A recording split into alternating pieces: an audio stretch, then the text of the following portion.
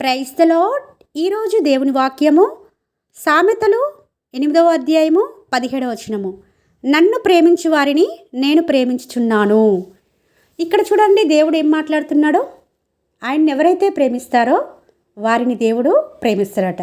కొన్ని సందర్భాలలో ఎలా ఉంటుందంటండి, మనం కొన్ని కష్టాల గుండా, ఇరుకులు గుండా, ఇబ్బందుల గుండా, బాధల గుండా వెళ్తున్నప్పుడు దేవుడు నిజంగా నన్ను ప్రేమిస్తున్నాడా? ప్రేమిస్తే ఇన్ని శ్రమలు, ఇన్ని ఇబ్బందులు, ఇన్ని బాధలు నాకు కలగజేస్తాడా? నేనేం తప్పు చేశానని, ఎందుకు నాకే ఇన్ని కష్టాలు, నాకే ఎందుకు ఇంత బాధలు అని దేవుడు మనల్ని ప్రేమించట్లేదని దేవుని మీదే సనుగుతూ ఉంటాము, దేవుని మీద నింద వేస్తూ ఉంటాము. అయితే ఈ వాక్యం ఒక్కసారి గుర్తు చేసుకోవాల్సిన వారుగా ఉంటున్నాము. ఎవరైతే దేవుణ్ణి ప్రేమించేవారుగా ఉంటారో వారిని తప్పకుండా దేవుడు ప్రేమిస్తారని అర్థం చేసుకోవచ్చు. మనం దేవుని ప్రేమించమండి.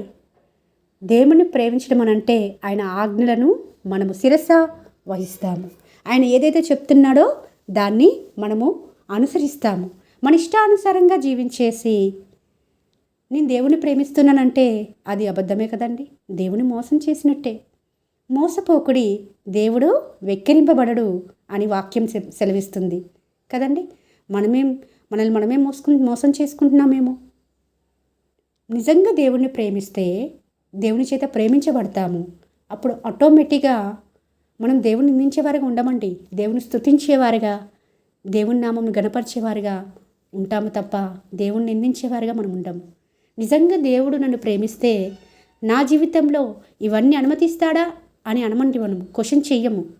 దేవుడు మనల్ని ప్రేమిస్తున్నాడు కాబట్టే ఈ శ్రమను అనుమతించాడు. ఈ శ్రమ తర్వాత మనకు బహుమానం ఉంది, కిరీటం ఉందని అతిశయిస్తూ ఉంటాము. శ్రమలను బట్టి మనం కృంగిపోకుండా శ్రమల్లో కూడా దేవుని చూస్తూ విశ్వాసయాత్రలో ముందుకు కొనసాగేవారుగా ఉంటాము. ఆయన్ని ప్రేమించినప్పుడు మాత్రమే ఆయన చేత మనం ప్రేమించబడతామని, మన శ్రమల్లో కూడా ఆయన మనల్ని కాపాడేవాడిగా, రక్షించేవాడిగా, మన శ్రమల్లో నుంచి కూడా ఆయన విడిపించేవాడిగా ఉంటాడని ప్రభుపేట మనవి చేసుకుంటూ మనం ఆయన ప్రేమించి ఆయన చేత ప్రేమను పొందుకొని మన జీవితాలు కట్టుకునే విధంగా దేవుడు సహాయం చేయాలని కోరుకుంటూ మీ సహోదరి ఎలిజబెత్ రాణి.